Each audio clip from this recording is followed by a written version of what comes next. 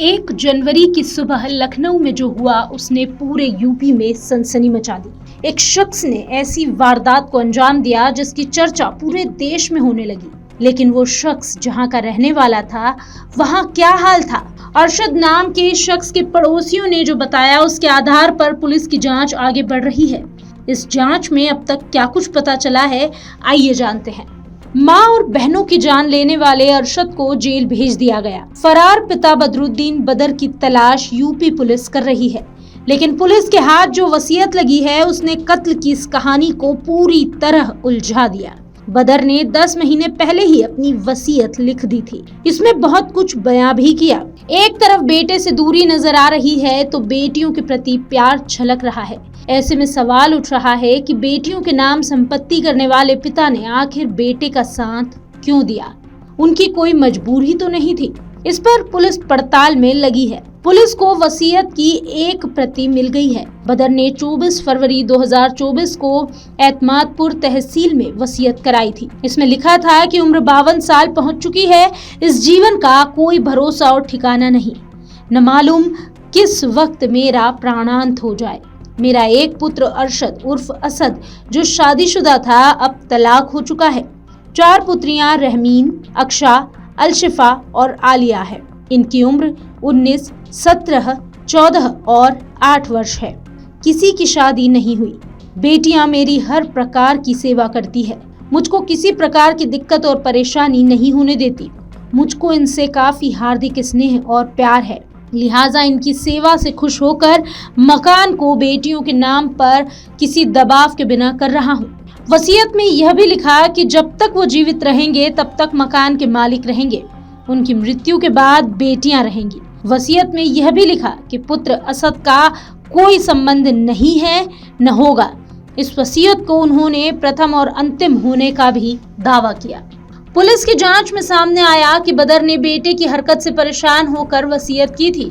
उन्होंने 1 जनवरी को मकान के आधे हिस्से का सौदा किया, 14 फरवरी को रजिस्ट्री की थी। इसके बाद ही अरशद से झगड़ा शुरू कर दिया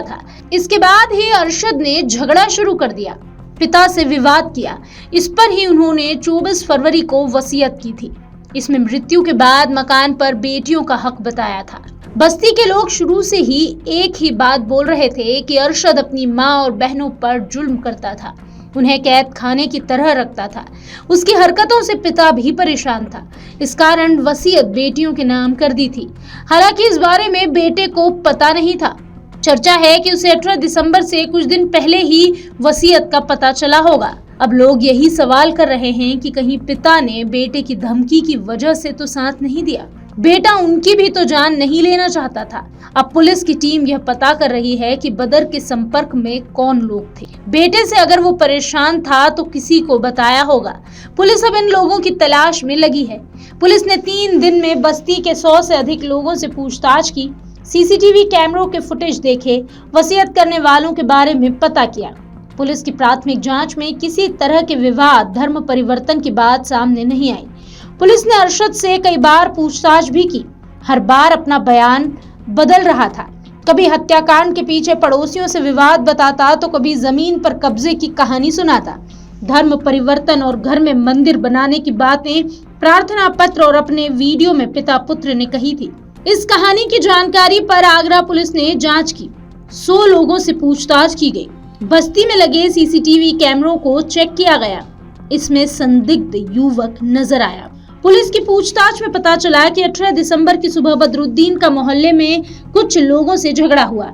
उन्होंने घर की छत पर चढ़कर पथराव किया था। इस घटना के बाद परिवार सहित कहीं चला गया। रात तकरीबन 8 बजे उनकी पत्नी आसमा 2 बेटियों के साथ मोहल्ले में आई थी। उसके साथ एक अन्य युवक भी था। महिलाएं घर के अंदर गई, वापस आई तो उनके हाथ में 3 बैग लगे हुए थे। लोगों ने समझा कि वो अजमेर जा रही हैं। युवक बाहर खड़ा रहा। अनजान शख्स के साथ महिलाओं को देखकर लोगों ने उनसे पूछताछ की थी। इस पर युवक ने अपना नाम पूरन बताया, मगर किसी ने उसे पहले बदरुद्दीन के घर में नहीं देखा था। वो बस्ती के सीसीटीवी कैमरे में भी कैद हो गया है। वह महिलाओं को कहां लेकर गया था, पुलिस यह पता करने लगी है। हालांकि पूरन की पहचान नहीं हो सकी। लखनऊ पुलिस ने बदरुद्दीन और अरशद की कॉल डिटेल भी खंगाली। इससे ही पूरन नामक युवक के बारे में पता किया जा रहा है।